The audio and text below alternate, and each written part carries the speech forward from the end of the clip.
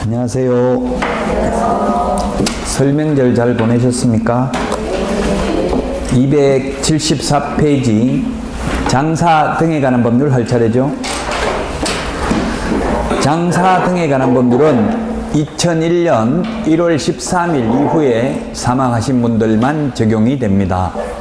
274페이지입니다. 그러면 2001년 1월 12일까지 사망하신 분들은 분묘기지권이 인정되었습니다. 즉 분묘기지권하고 장사 등에 관한 법률 차이점을 기억해야 되는데, 분묘기지권은 설치기간 제한이 없었습니다. 영구무한히 봉제사하면 설치할 수가 있었습니다. 그리고 분묘 설치 면적 제한도 없습니다. 분묘기지권이 인정되는 범위는 20제곱미터에 하나인다, 30제곱미터에 하나인다, X로 출제됐습니다. 면적 제한도 없습니다. 그 다음에 설치 장소 제한도 없습니다. 그런데 이제 장사 등에 관한 법률에서는 설치 장소 제한도 있고 면적 제한도 있고 설치 기간 제한도 있습니다. 자, 그러면 274페이지 장사 등에 관한 법률, 매장, 화장 및 개장 신고인데, 매장 신고는 사후 30일 이내 신고입니다. 274페이지 사후 신고입니다. 근데 동그라미 2번에 화장이나 동그라미 3번 개장은 미리 신고해야 됩니다. 그래서 신고는 사전 신고인지 사후 신고인지를 주의하셔야 되겠습니다. 개장이라는 것은 옮기는 겁니다. 이장하는 걸 말합니다. 그래서 개장, 화장은 미리 신고해야 되고 매장은 사후 30일 이내에 신고해야 된다. 그 프린트 내드린 거에 보면은 30일, 사후 30일 이내에 신고해야 되는데 30일 숫자를 한번 보고 갈까요? 30일이 35번, 암기 프린트 35번에 보면 동그라미 3번에 있죠? 동그라미 3번, 동그라미 5번, 동그라미 6번, 동그라미 8번. 이 장사 등에 관한 법률에서는 30일이라는 숫자가 많이 나옵니다. 암기 프린터 30번에 동그라미 3번에 있습니다. 30번에 동그라미 3번, 30번에 30일이 많이 나와 있습니다. 그래서 매장 신고는 사후 30일 이내에 해야 된다. 그 다음에 275페이지 2번 묘지 및 자연장지의 종류 및 설치 제한입니다.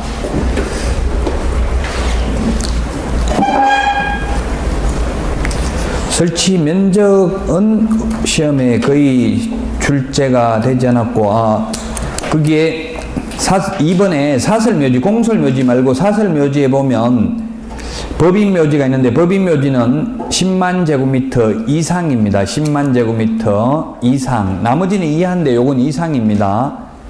그 다음에 2번에 보면 종중, 문중묘지는 1000제곱미터 이상입니다. 이상인데 모두 법인묘지, 종중, 문중묘지 허가받아야 됩니다. 가족묘지도 100제곱미터 이하인데 허가받아야 됩니다. 근데 개인묘지는 30제곱미터 이하입니다. 그리고 이거는 허가가 아니라 사후 30일 이내, 개인묘지는 사후 30일 이내 신고입니다. 앞에서 우리 매장 신고도 사후 30일 이내, 개인묘지 설치 신고도 사후 30일 이내입니다. 면적 30제곱미터 이내입니다. 근데 분묘기지권에서는 면적 제한이 없다고 했죠? 장사 등에 관한 법률에서는 면적 제한이 있습니다. 30제곱미터 개인묘지는. 자, 그 다음에 양가로 3번 맨 밑에 법인 자연장지는 5만 제곱미터 이상이어야 되고 허가받아야 됩니다. 그 다음에 동그라미 3번 종중, 문중 자연장지는 시장 등에게 사전 신고를 해야 됩니다. 사전 신고를 해야 됩니다. 미리 신고를 해야 됩니다. 그 다음에 개인 가족 자연장지는 100제곱미터 이하입니다. 100제곱미터 이하고 동그라미 디귿 해보면 사후 30일 이내 신고한다라고 했는데 이게 개정이 됐습니다. 뭐가 개정됐냐면 가족 자연장지는 미리 신고해야 되는 걸로 개정이 됐습니다. 그래서 동그라미 4번 275페이지 맨 밑에 개인 자연장지는 사후 30일 이내 신고고 가족, 문중, 종중 자연장지는 미리 신고를 해야만 합니다. 미리 신고해야 된다. 그게 암기 프린트 내드린 거 30번에 동그라미 8번에 나와 있죠. 동그라미 8번에 저는 지금 개정된 걸 반영해놨죠. 프린트에는 개인 자연장지만 30일 이내 사후 신고라고 동그라미 8번.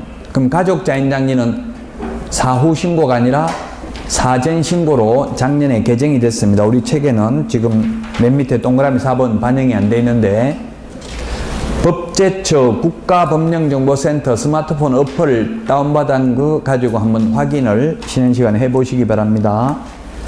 가족 자연장지는 사후 신고가 아니라 사전 신고로 개정이 됐습니다. 그 다음에 양가로 4번 묘지 설치 시 주의사항입니다. 분묘 1기의 점유 면적은 10제곱미터입니다. 가족, 종중, 문중, 법인 묘지 안에 들어가는 분묘 1기의 점유 면적은 10제곱미터가 되겠습니다. 그 다음에 동그라미 3번에 보면 묘지는 도로, 철도, 하천 또는 그 예정지역으로부터 300m 이상 떨어져야 된다. 다만 가로 안에 가족 묘지와 개인 묘지는 200제곱미터로 완화됐습니다. 가로 안에 있는 거. 아직까지 이건 시험에 한 번도 출제된 적은 없습니다. 동그라미 3번. 그러나 이게 작년에 개정된 내용이니까 참고로 좀 주의를 해야 됩니다. 가족, 개인 묘지는 200제곱미터로 완화됐다고. 옛날에는 전부 다 300m였는데 200m로 완화됐다. 더 가까이 설치할 수 있다는 이야기죠. 그 다음에 20호 이상 인가가 밀집한 지역, 학교, 기타 공중이 수시로 집합하는 시설 또는 장소로부터는 500m 이상 떨어져야 되는데 가족 묘지와 개인 묘지는 300제곱미터 이상 떨어진 곳에 설치해야 한다. 위반하면 1년 이하의 징역이나 1,000만 원 이하의 벌금이다. 즉 가로 안에 있는 부분이 개정됐다고요. 가족 묘지와 개인 묘지가 완화됐다고요. 전부 300, 500이었는데 지금은 200m, 300m로 완화됐다고요. 가로 안에 있는 부분, 가족 묘지와 개인 묘지가 완화됐다. 그 다음에 동그라미가 아니고 3번 타인 토지에 설치한 묘지의 개장은 이장입니다. 토지 소유자, 점유자, 기타 관리인을 포함해서 묘지 설치자 및 연고자는 다음에 해당하는 분묘에 대해서 해당 분묘를 관할하는 시장군수구청장의 허가를 받아서 매장된 시체라고 되어 있는데 시체를 시신이라고 바꿨어요. 용어를. 뭐 시체나 시신이나 같은 말인데 지금 법조문에 시신으로 개정을 했다고요. 시체라는 어감이 좋지 않다고 해서 시신이라고 바꿨다고요. 시신 또는 유고를 개장할 수 있다. 개장이라는 것은 옮길 수 있다는 이야기입니다. 그래서 이게 뭐냐면 쉽게 말하면 옛날에 설치된 묘들은 분묘기지권 인정됐잖아요. 2001년 1월 12일까지 사망하신 분들은. 그러나 2001년 1월 13일 이후에 사망하신 분들은 이제 타인 토지에 20년간 병원 공인하게 설치했다더라도 분묘기지권을 주장할 수 없습니다. 오히려 개장할 수 있습니다. 토지 소유자가. 그러면 동그라미 2번에 이 개장하려면 3개월 이상 기간을 정해서 연고자에게 통보를 해야 됩니다. 만약에 연고자를 알 수 없는 경우에는 그 맨 밑에 동그라미 3번 2001년 1월 13일 이후 설치된 분묘는 이제 분묘기지권 주장할 수 없다는 이야기고요. 그 우리 책에는 지금 안 나와 있는데 연고자를 알 수 없는 경우에는 신문에 3개월 이상 개장 공고하면 됩니다. 그래서 현실적으로 뉴스에 나오는 거 보니까 아파트 지으려고 땅을 매매를 했는데 그 조건이 뭐냐면 특약이 매도인이 그 분묘는 이장해 주는 조건이었어요. 근데 매도인이 그 분묘 있는 주인하고 합의를 해가지고 옮기려니까 합의해줘요, 안 해줘요? 이미 옛날에 설치되어 있기 때문에 합의를 안 해주죠. 분묘기지권이 생겼으니까 영구무한이 존속되니까 돈 엄청나게 많이 달라고 하겠죠. 그래서 시장군수구청장한테 무용고 분묘로 해가지고 개장 허가받은 거예요. 신문에 공고 내놓고 개장 허가받아가지고 새벽 6시에 포크레인 가지고 그냥 옮겨버려가지고 화장해가지고 골분을 따로 안치해놓고 이렇게 했더라고요. 그래도 거의 징역은 선고 안 되더라고. 현실적으로 뭐 벌금 정도 선고되더라도 합의가 안 되니까 현실적으로 그렇게 하는 게 빨리 옮길 수 있는 방법이죠. 근데 시험에 나오면 뭐 그러면 안 되겠지만 이 분묘규직권이 성립되면 합의하기가 힘들다는 이야기입니다. 영구무한히 안 옮겨줘도 되니까. 자, 그럼 좀 전에 그 읽었던 내용 중에서 개인 묘지는 30제곱미터입니다. 개인 묘지는 30제곱미터. 개인 묘지도 30제곱미터고 개인 분묘도 30제곱미터입니다. 묘지하고 분묘가 있는데 묘지가 더 넓은 개념입니다. 분묘는 시신이나 유골을 안장하는 시설을 분묘라고 하고요. 묘지는 분묘를 설치하는 구역을 묘지라고 합니다. 그래서 개인 묘지나 개인 분묘나 똑같아요. 하나밖에 없기 때문에 30제곱미터 이하입니다. 둘 다. 근데 가족 묘지는 조금 전에 얼마라고 했어요? 가족 묘지는 100제곱미터 이하라고 했죠.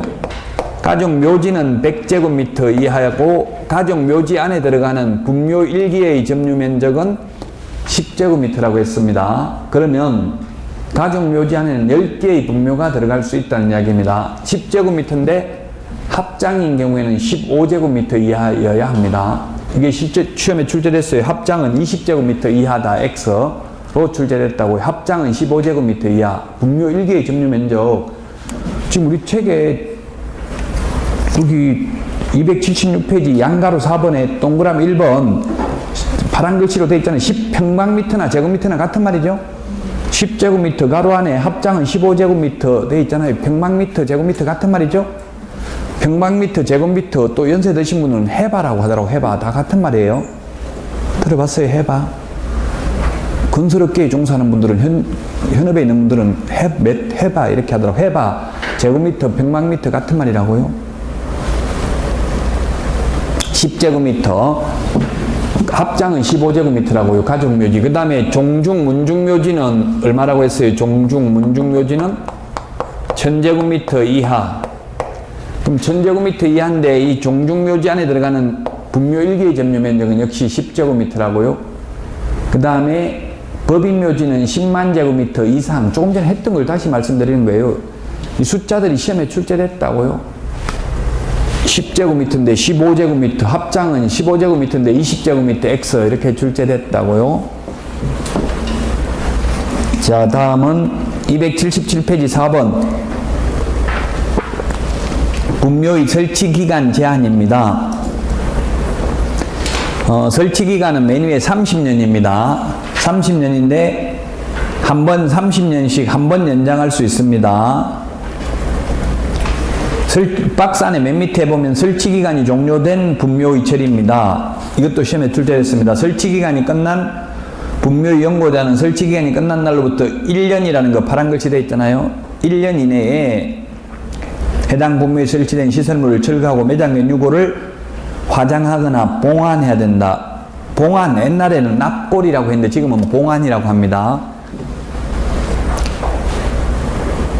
30년씩 한 번 연장할 수 있습니다. 옛날에는 15년이었고요. 15년씩 3번 연장할 수 있는데 개정됐어요. 지금은 처음에 30년, 한 번 연장하면 30년 해서 최장 60년까지만 매장할 수 있다고요. 자, 5번 묘지의 사전 매매 금지입니다. 미리 명당 자리를 사놓을 수 없습니다. 다만 예외가 있는데 이건 아직 5번은 시험에 나온 적은 없습니다. 시험에 출제됐던 부분은 파란 글씨가 있는 부분이 다 출제됐던 부분이 한 번이라도.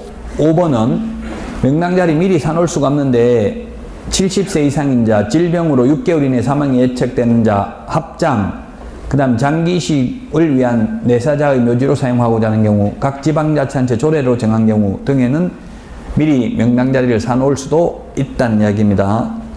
70세 이상인데 시험에 나온 적은 없지만 2001년도 이 법이 제정될 당시에 평균 수명이 남자는 70세였어요. 그래서 70세 이상인 경우에는 이제 법 만들 때는 죽을 때 거의 다 됐다고 보고 가능하다는 이야기죠. 명당자리를 미리 사놓을 수 있다는 이야기죠. 지금은 뭐 평균 수명이 80세 이상 됐습니다만은.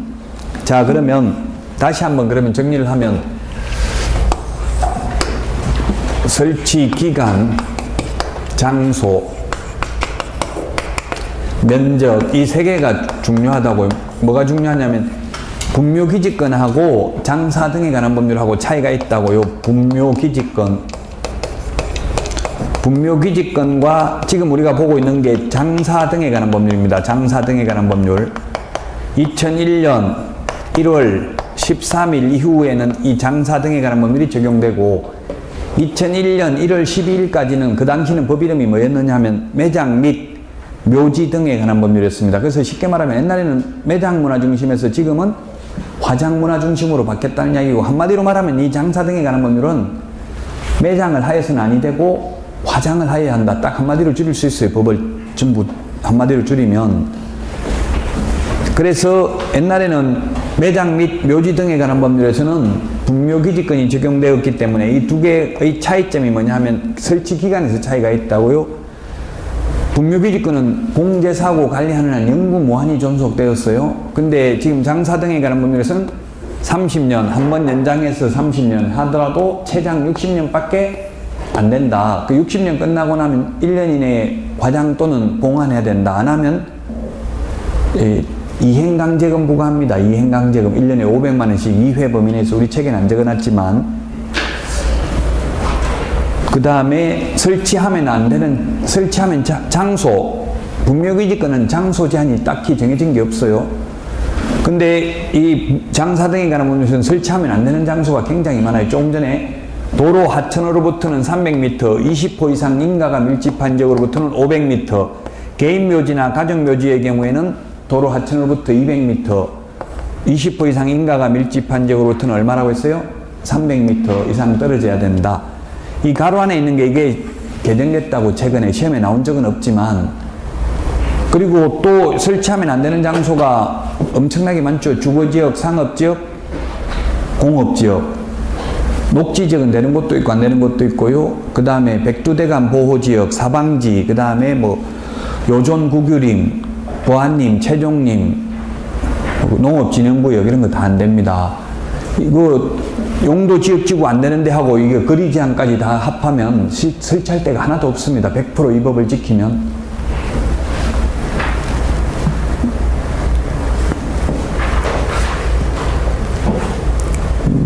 며칠 전에 TV조선에 그 보니까, 텔레비전에 보니까 98살 먹는 할아버지가 산속에서 조상들 묘 앞에 집 짓고 살고 있더라고. 부인하고 같이. 그래서 새끼 다 그 밥 해가지고 갖다 묘에다 갖다 놓고 이렇게 하던데, 원래대로는 그건 분명히 불법일 거예요. 아마 그 주거지역에는 묘 설치하, 만약에 주거지역이라면 집을 지을 수 있는데 묘를 설치할 수 없고, 집이 불법이든 묘가 불법이든 둘 중에 하나는 불법일 건데, 그 TV조선 나오기를 제가 시청자 게시판에 글은 하나 올려놨어요. 불법행위 조장하는 TV조선 자폭하라 이렇게 해가지고.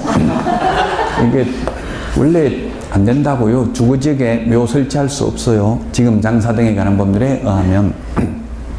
그게 또 안 되는 게, 도로로부터 300m 이상 떨어져 있는데 별로 안 떨어졌더라고. 그 도로로부터 그 글이 보니까, 텔레비전 나온 거 보니까. 그래요. 뭔가 위반해도 분명히 위반할 수밖에 없어요. 이게 무조건 위반이에요. 장사 등에 관한 법률을 엄격하게 적용하면 할 데가 하나도 없다는 이야기예요. 묘 설치할 때가. 그 텔레비전 나온 거 보니까 묘가 옛날부터 있었던 게 아니라 이장을 했더라고요. 그러면 지금 장사 등에 관한 법률을 적용받는다고 봐야 되겠죠? 옛날부터 설치되어 있었으면 분묘기지권이 적용되겠지만, 설치 면적, 조금 전에 했잖아요. 개인 묘지, 그 분묘기지권은 사성이 조성되어 있다면, 무덤 뒤에 반달 모양으로 사성이 조성되어 있다면 이 사성까지 분묘기지권의 효력이 미칠 수도 있고 안 미칠 수도 있다. 면적 제한을 딱히 정할 수가 없다. 사회 통념상 판단해야 된다. 근데 분묘기지권에는 면적 제한이 없는데, 장사 등에 관한 법률은 개인 묘지는 30제곱미터, 가정 묘지는 100제곱미터 이하, 종중 묘지는 1000제곱미터 이하, 법인 묘지는 10만 제곱미터 이상, 가족, 문중, 종중 묘지 안에 들어가는 분묘 1기의 점유 면적은 10제곱미터, 합장은 15제곱미터 이렇게 면적 제한이 있다고요. 저나 여러분은 지금 사망해도 면적 제한도 있고 장소 제한도 있고 기간 제한도 있다. 그래서 결론은 매장하지 말고 화장해서 자연장을 하라는 이야기입니다. 자연장이 뭐예요? 자연장은 골분을 화장한 뼈의 가루를 화초, 잔디 등의 밑에 묻어서 장사하는 것을 자연장이라고 하죠. 자연장을 장려하는 정책입니다. 이 법이 한마디로 말하면. 예, 그래서 시험에 이 분묘기지권하고 장사 등에 관한 문제를 합해서 한 문제 정도 시험에 출제가 됩니다.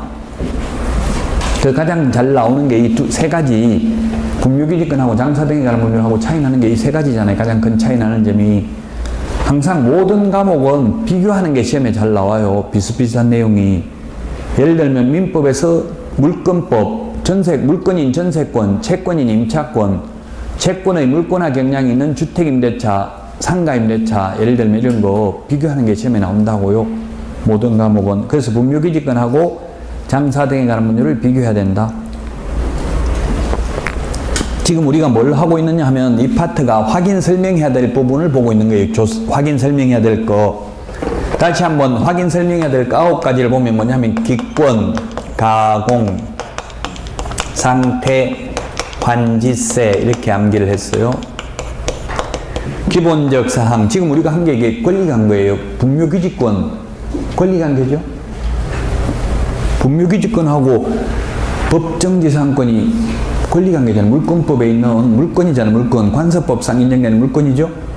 권리관계 박수 이제 거래 예정가격 지금 보려고 하잖아요. 책이 나오잖아요. 거래 예정가격. 그 다음에 공법상 이용제한 거래규제, 시설물의 상태, 벽면 및 도배 상태, 환경조건, 입지조건, 취득 관련 조세의 종류 및 세율. 이게 9가지가 확인 설명해야 될 내용이라고요. 자, 그러면 277페이지 거래 예정 금액 가로 해가지고 가격 이렇게 적어놨죠. 가액, 가격, 금액 이거는 구분의 실익이 없다는 이야기에 혼용해서 쓰고 있어요. 그래서 저는 가라고 해놔서 가격이라고. 금액이나 가격이나 가액이나 같은 말입니다. 거래 예정 금액이 뭐냐 하면은 일종의 한마디로 말하면 시세입니다. 시세. 개업 공인중개사가 계략적으로 평가한 금액이 거래 예정 금액입니다. 예를 들면 지금 시세가 아파트 시세가 3억인데 5억에 비싸게 매도인 내놨다 하더라도 매물 접수는 하거든요. 개업공개사들이 접수는 했지만 매수인이 와서 이 아파트 얼마입니까 물으면 5억입니다 말하면 안 되고 시세보다 좀 비싸게 내놨습니다. 마음에 드시면 가격 조정을 해야 됩니다. 이렇게 알려줘야 된다고요. 국민재산권을 보호해야 되니까. 그래서 시세를 설명해야 된다는 뜻입니다. 거래 예정 가격.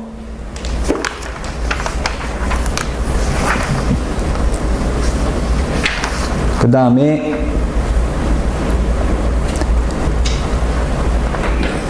278페이지 거래 예정 금액 또는 예정 가격은 확인 설명도 해야 되고 확인 설명서 서식에 기재도 해야 됩니다. 이게 제가 볼 때는 입법의 불비인데 옛날에는 거래 예정 금액을 확인 설명은 했지만 확인 설명서에 기재는 안 했거든요. 지금은 하는데 그럼 현업에서는 어떻게 하냐면 현실적으로는 이 거래 예정 금액을 이 확인 설명서를 적을 때는 이미 계약서 작성할 때 적잖아요. 그럼 실제 거래 가격이 나와 있죠? 실제 거래 가격이 3억인데 시세가 2억 7천이다, 3억 3천이다 이렇게 적을 수 없잖아요. 그러면 매수인이나 매도인 둘 중에 불만이 있겠죠? 시세는 3억 3천인데 왜 3억에 거래했냐면 매도인이 불만이 있고요. 만약에 시세가 2억 7천인데 3억에 샀다고 하면 매수인이 불만이 있겠죠? 그래서 현업에서는 이 거래 예정 금액을 적을 때 무조건 실거래 가격을 적고 있어요. 현실은. 그래서 이게 입법의 불비라는 이야기입니다. 시세를 굳이 확인 설명서에 적을 필요는 없다고 생각되는데 적도록 서식에 입법화되어 있기 때문에 헷갈리니까 시험에 잘 나온다고요. 확인 설명도 해야 되지만 기재도 해야 된다고요. 거래 예정 가격. 거래 예정 가격이라는 표현을 쓰는 게 5번 나옵니다. 5번 공인중개사법에. 지금 다 나왔어요. 거래 예정 금액이라 쓰는 걸 5번 사실은.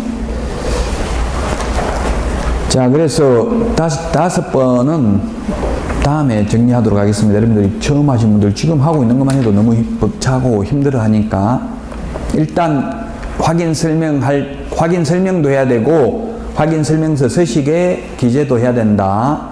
거래 예정 가격을. 자, 그 다음에 279페이지 토지 이용 계획 공법상 이용 제한 거래 규제 설명해야 될 사항이라고요. 이건 뭘 보고 설명하냐면 토지 이용 계획 확인서를 통해서 확인하면 됩니다. 이용 제한. 우리 땅값은, 땅 가격은 뭐에 의해서 결정됩니까? 호가? 부르는 가격에 의해서 결정되는 게 아니라 용도, 지역, 지구, 구역에 의해서 땅값이 결정돼요. 예를 들면 개발 제한구역에서 해제되면 땅값 올라가겠죠? 그리고 도시지역하고 자연환경보전지역 땅값이 어디가 더 비싸요? 도시지역이 비싸죠? 뭐 자연환경보전지역이 지정됐다고 해서 국가에서 손실보상 해주는 것도 아니잖아요. 그래서 용도지역지구구역이 중요한데, 용도지역지구구역은 토지이용계획 확인서를 통해서 확인하면 됩니다. 근데 281페이지 그 유의사항 2번을 밑줄 치시고요. 2번 시험에 출제됐습니다. 뭐라고 출제됐냐면, 토지이용계획 확인서를 통해서 모든 용도지역지구구역을 모두 다 확인할 수 있다. X입니다. 즉 2번에 보니까 철도보호지구, 하천구역 등과 같이 별도의 지정 절차 없이 법령 또는 자치법규, 자치법규라고 하면 조례를 말합니다. 조례하고 규칙, 지자체, 그 자치법규에 따라서 지역, 지구 등의 범위가 직접 지정되는 경우에는 당의 지역, 지구 등의 지정 여부를 확인해 드리지 못합니다. 이렇게 돼 있죠. 그래서 모든 용도, 지역, 지구, 구역을 모두 다 확인할 수 있는 것은 아니다. 현업에서는 뭐가 중요하냐면, 현업에서는 사실은 여기는 안 적어놨네요. 학교 환경 위생 정화구역 이런 것들도 확인할 수가 없거든요. 이 토지이용계획 확인서를 통해서. 근데 실제로 학교 환경 위생 정화구역에서는 청소년 유해시설을 설치할 수 없잖아요. 현업에서는 중요해요. 근데 시험에는 그 학교 환경 위생 정화구역에 대해서는 나오지 않습니다. 공법에 없잖아요. 그 시험 범위에. 그 학교 환경위생정화구역은 참고로 말씀드리면 그 시도교육청 홈페이지에 들어가면 알 수가 있습니다. 그래서 토지이용계획 확인서를 통해서는 확인할 수 없다. 호텔도 청소년 유해시설입니다. 학교 근처에는 호텔도 지을 수 없습니다. 282페이지 공법상 이용제한에 관한 법률 이런 것들 쭉 그냥 참고로 보시면 돼요. 6번 자연공원법까지 이게 뭐 구체적으로 시험에는 거의 잘 안 나옵니다. 다만 이런 법에서 행위 제한을 하고 있다는 이야기입니다. 그럼 공원보호구역, 예를 들면 공원보호구역하고 공원보호구역 아닌 경우하고 땅값이 어디가 비싸겠어요? 아닌 지역이 비싸겠죠? 문화재보호구역 이런데, 문화재보호구역은 공사하다가 문화재 출토되면 그때부터 공사 중단하고 출토 비용까지 다 사업 주체가 다 돼야 됩니다. 그래서 경주 같은 데는 집 지을 때 낮에 집 안 짓고 밤에 짓는다더라고요. 왜냐면 밤에 포크레인 것들은 못 봤다 하면 되니까 낮에 해가지고 뭐 나오면은 무조건 나온데 땅 파면은 경주 같은데 그럼 그 공사 중단해야 돼요. 그때부터. 그 고속도로 같은 데는 공사하다가 보면 공사 중단하잖아요. 뭐 문화재 출토되면. 그래서 포크레인 기사 이런 사람들 몰래 그냥 갈아엎어 버리는 경우가 많아요. 왜냐면 공사 못하고 비용이 많이 드니까 현실은. 그래서 문화재 보호구역 이런 거 되면 땅값이 싸겠죠? 당연히. 무슨 용도 지역 지구 구역이라는 말이 나오면 나올수록 많이 있으면 토지이용계획 확인서를 떼봤는데 내 땅에 무슨 용도 지역 지구 구역이, 제가 옛날에 경기도 광주 살 때 한번 떼보니까 17개 나오더라고. 용도 지역 지구 구역이. 그 경기도 광주 양평 이런 데는 한강수계 상수원 수질 개선 및 주민 지원 등에 관한 법률에 의한 수변구역, 그 다음에 상수원 보호구역, 수질보전 특별대책지역 이런 거 해당돼요. 그러니까 개발하기가 어렵겠죠. 앞으로는 그런 지역이 미래 가치는 있다고 봐야 돼요. 전원주택형 신도시 같은 게 들어올 수가 있다는 이야기입니다. 지금 파주는 어디에 해당돼요? 파주는 성장관리권역에 해당되죠. 수도권 중에서 보전권역, 성장관리권역 이게 개발이 가능한데 파주에는. 근데 양평이나 광주 이런 데는 개발이 거의 안 되죠. 우리 수도권이 있으면 참고로 서울이 있고 경기도가 있고 인천이 있으면 이 가운데를 중심으로 이 서북쪽은, 서쪽은 성장관리권역입니다. 성장관리권역. 성장관리권역이니까 파주라든지 시화공단, 바늘공단, 안산 이쪽에는 다 개발이 가능하죠. 왜냐하면 우리나라가 동고 서재형이잖아요. 동쪽을 개발해버리면 서쪽이 다 오염되겠죠. 그래서 서쪽을 개발하면 동쪽으로 오염은 안 되거든요. 강원도 쪽은. 그 강원도는 거기 개발하기가 쉽잖아요. 동쪽이 높잖아요. 대관령 같은 데 높은데 거기 개발하면 전부 다 서쪽이 다 오염되겠죠. 그래서 이 동남쪽은 보전권역입니다. 보전권역. 보전권역. 동남쪽이 아니고 그냥 동쪽이라고 봐야 되겠네요. 보전권역이 양평, 뭐 가평 이런데 경기도 광주 이런 데죠. 그래서 땅값은 어디가 비싸겠어요? 이게 지금은 여러분들이 투자한다면 어디다 해야 되겠어요? 개발되는데 해야 돼요? 안 되는데 해야 돼요? 지금 가격이 중요한 게 아니고 미래 가치를 보고 투자해야 돼요. 미래 가치는 이 보전권익이 있다고 봐야 돼요. 그러면 예를 들면 용도 지역 중에서도 주거 지역에서 보면 준주거 지역하고 전용 주거 지역하고 준주거 어디다 투자해야 돼요? 전용 주거하고 둘 중에 한다면 지금 땅값은 준주거가 비싸겠죠? 아파트 같은 거 지을 수 있으니까 전용 주거 지역은 2층 단독주택밖에 안 돼요. 그 전용 주거 지역에 투자해야 돼. 만약에 서울에 투자한다면 평창동 이런 데 전용 주거 지역은 딱 땅이 정해져 있기 때문에 더 이상 개발하기가 만들기가 힘들어요. 미래 가치가 있다는 이야기예요. 땅값은 서울에서 전용 주거 지역은 한 평당 250 정도 했고요. 몇 년 전만 해도 제가 알아보니까 준주거 지역은 1000만 원 넘었어요. 땅값이 한 5배 이상 차이 나요. 그 미래 가치를 본다면 전용 주거 지역이 돈 50억 이상 번 사람들은 아파트에 잘 안 살려고 그래요. 50억 넘으면 한 10억 정도 되면 아파트 살려고 하고 20억까지는 100억 넘고 이러면은 남들하고 섞이는 거 싫어해요. 저도 외갓집이 한 2천억 정도 되는데 만나기 힘들어요. 만나가면 이상하게 누가 따라다니고 이렇게 해서 한 번 정도 만나봤어요. 거의 태어나가지고 돈 많으면 만나기 힘들어요. 가족이라도. 돈 많은 사람 돈 쓰지도 못해요. 외숙모는 그 밥 썩은 거 먹고 이렇게 하더라고. 누가 해줘야 먹는데 해주는 사람 없고 이러면 안 먹더라고요. 그러니까 그래가지고 외삼촌도 돌아가셔서 안 해줘가지고 그 옛날에는 식모라고 해가지고 있었는데 요즘은 그 요즘 드라마 황금빛 내 인생 이런 거 보니까 밥 먹을 때 서가지고 있대. 그 아가씨 여자들 몇 명 그런 분들은 힘들어요 사는 게. 어쨌든 자, 그래서 용도 지역 지구 구역 이걸 다 함께할 수는 없습니다. 우리나라의 용도 지역 지구 구역이 약 350개 정도 됩니다. 주거지역, 뭐 공업지역 이런 게 그걸 다 함께할 수는 없고 다만 토지 용객 확인서를 통해서 확인하면 되고 모두 다 확인할 수 있는 것은 아니다. 이 정도만 기억하면 되겠죠. 그 다음에 284페이지 공법상 거래 규제입니다. 공법상 거래 규제. 우리 책에는 지금 많이 나와 있는데 이걸 다 시험에 딱 한 문제 나왔어요. 한 문제. 이걸 뭐 예를 들면 산업집적 활성화 및 공장 설립에 관한 법률 이런 걸 구체적으로 이 법을 다 암기할 수는 없습니다. 예를 들면 이 산업집적 활성화 및 공장 설립에 관한 법률에 보면 예를 들면 파주 LCD 공장 이게 들어갈 수 있는 업종이 딱 정해져 있어요. 이런 데는 만약에 산업집적 활성화 및 공장 설립에 관한 법률을 적용받으면 아무나 들어갈 수 있는 게 아니죠. 그 입주할 수 있는 기업체가 정해져 있다고요. 그래서 자유롭게 거래 못한다. 그 정도만 알고 있으면 돼요. 예를 들면 또 사립학교 2번에 보면 사립학교법에서도 학교 팔아먹으려면 개인 땅이지만 마음대로 못 판다 이 말이에요.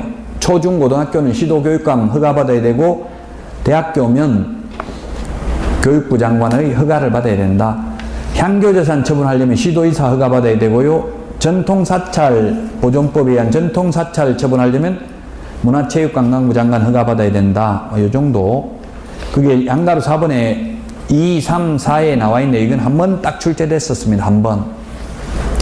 29번 시험 봐가지고 한 번요. 그 다음에 6번 농지법. 농지는 소유 상한이 원칙은 폐지됐는데 예외적으로 있네요. 맨 밑에 상속. 비농업인이 상속받는 경우 1000제곱미터 미만. 이하. 미만이 아니고 이하.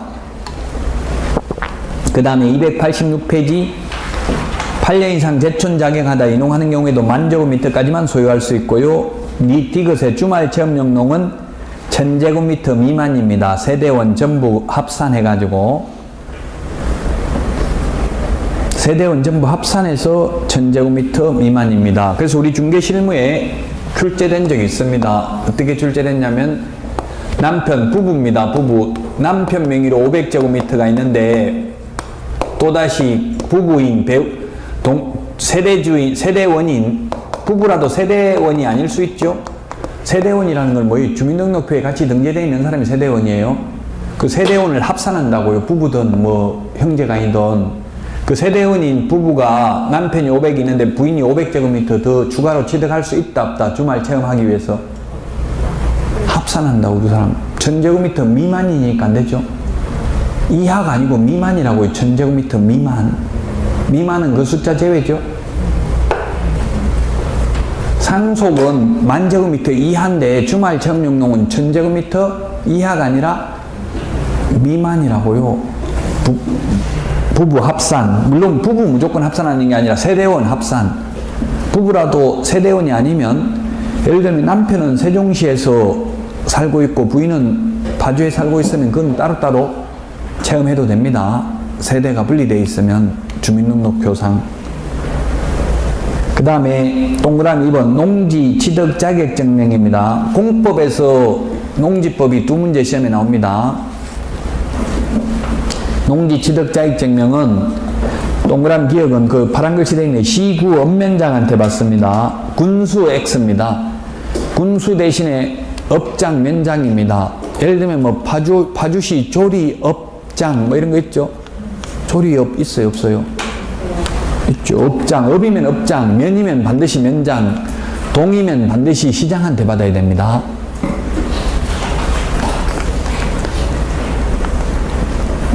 동그라미 2번 농지 취득 자격증명 안 받아도 되는 게 상속, 담보농지 취득, 그 다음에 디귿, 협의, 농지 전용 협의 메모하십시오.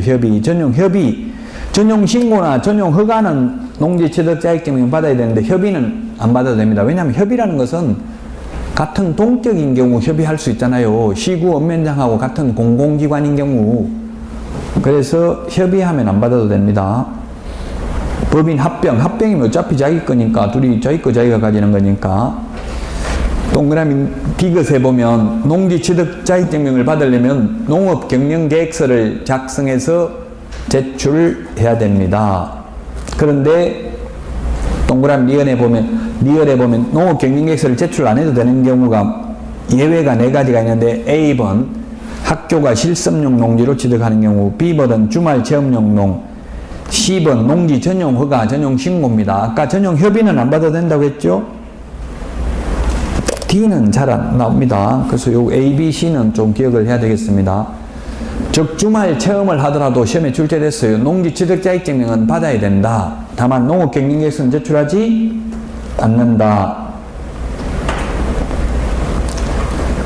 그 다음에 미험에 보면 농지 취득 자격증명 발급은 신청일로부터 4일 이내에 발급해 줍니다. 4일 이내인데 농업경영계획서 제출하지 않는 경우에는 2일 이내에 발급해 줍니다. 주말 체험 같은 경우는 2일 이내에 발급해 줍니다. 제가 이걸 해보니까 보통 바로 해주는 경우도 있더라고요. 미리 저 같은 경우는 시골에 지금 서울서 시골 가야 되는데 또 4일 있다 또 그 바다로 가기 힘들다. 바로 신청하면서 바로 해달라니까 해주더라고요. 4일 이내잖아요. 꼭 4일 있다 준다는 뜻은 아니죠. 멀리까지 그 농지 취득자이면 신청하러 갔다가 또 한 번 가고 발급받으러 또 한 번 가고 이러면 번거롭잖아요. 그래서 미리 전화해가지고 바로 해줄 수 있냐 물어보니까 해주겠다 하더라고요. 어쨌든 이론적으로 시험에 나오면 4일 이내에 농업경영계획서 제출하지 않는 경우는 2일 이내에 발급해 줍니다. 이 공법이나 2차 과목은 대체로 숫자들이 많이 나와요. 숫자는 거의 다 암기하는 게 좋아요. 숫자는. 그 1차하고 2차하고는 공부하는 방법이 달라요. 민법 같은 데는 숫자 그렇게 많이 나오진 않지만 1차 과목에서는 2차 과목은 숫자는 기본적으로 기억해야 돼요. 4일, 2일 농업경영계획서 제출하지 않는 경우는 농지 임대차가 있는데요. 임대차는 원래 안 됩니다. 원칙은. 왜? 경자 유전의 원칙이 있기 때문에 농사 지을 사람만 농지를 소유해야 됩니다. 그래서 원칙은 임대차가 안 되는데 예외적으로 임대차가 가능합니다. 예외적으로 가능한 게 287페이지 메뉴에 보니까 60세 이상이 되어 더 이상 농업경영에 종사하지 아니하게 된 자로서 농업경영에 이용한 기간이 5년을 초과하는 농지는 임대차 할 수 있다. 5년. 여기는 5년입니다. 60세 5년입니다. 근데 8년 이상 제촌 작용하다가 인용한 경우에는 10,000제곱미터까지 소유할 수 있다고 했죠. 그게 8년이 있고 여기는 5년입니다. 5년. 60세 5년입니다.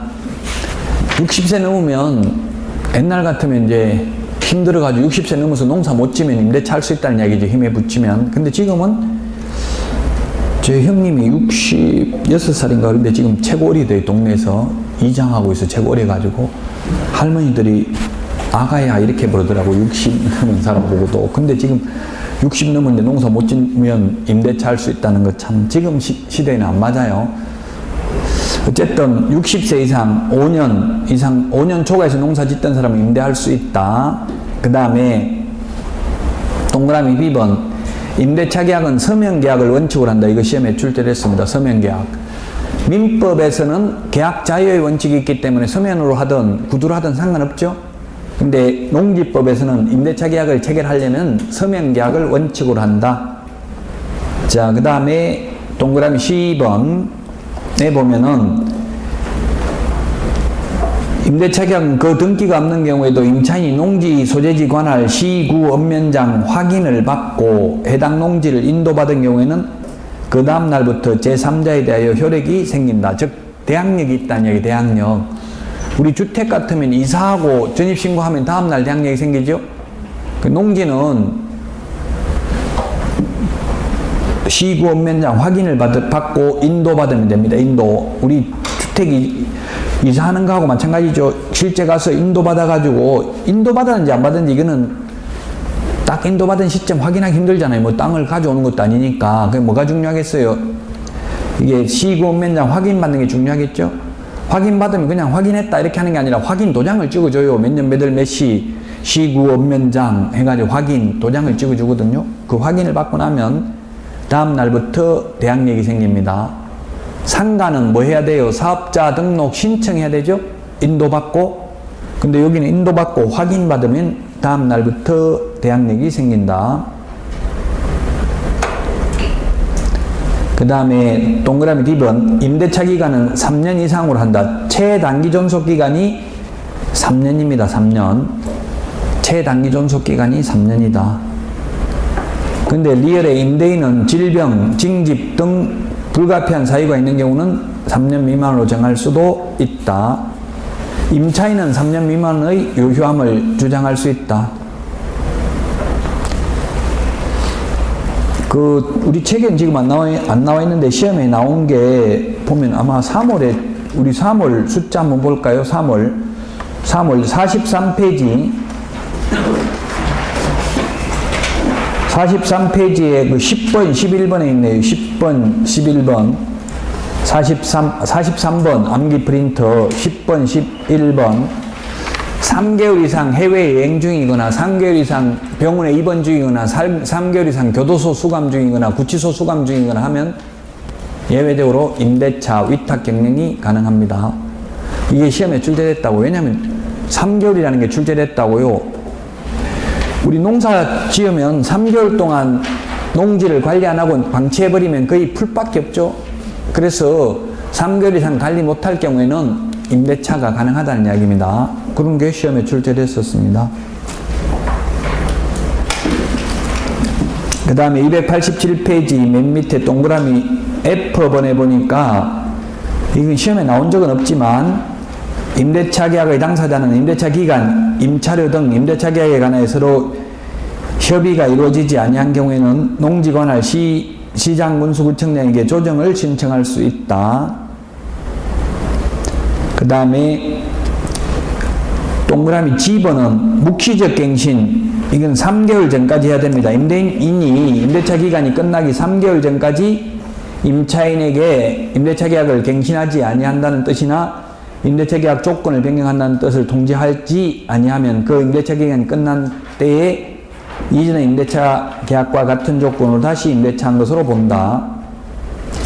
주택에서는 어떻게 되어 있어요? 주택임대차에서는 임대차 계약 만료 전 6월에서 1월 사이에 계약 갱신 것을 통지해야 되잖아요. 농지는 3개월 전에 말해야 돼. 한 달 전에 말하면 안 된다고요. 농사 지으려면 최소한 3개월 이상 준비를 해야 돼요. 쌀 농사, 이게 벼 농사 지으려면 어떻게 해야 돼요? 먼저 벽씨를 물에 담갔다가 그 다음에 논에다 뿌렸다가 다시 뭐 뽑아가지고 옮겨 심고 하려면 한 3개월 걸리죠. 우리 쌀이라는 게 자가 어떻게 써요? 한자로 쌀미가 이게 88번 손이 간다는 뜻이에요. 이게 열십자 88이잖아요. 88번 손이 가는 게 쌀이라고, 쌀미. 그러니까 이게 3개월 이상 걸린다고, 준비하려면, 농사 지을 준비하려면. 그래서 3개월 전에 말 안 하면 격정갱신, 묵시적 갱신이 된다고요. 주택은 1개월 전까지만 말해도 되죠. 한 달 전에만 세입자 나가라고 하면 된다고, 주인이. 농지는 3개월입니다. 그 다음에 H번은 이게 뭐냐면, 예를 들면 3년 임대차 계약을 체결했는데 1년 만에 논주인이 바뀌어도 계속 남은 기간 농사 지을 수 있다는 이야기죠. 승계되니까.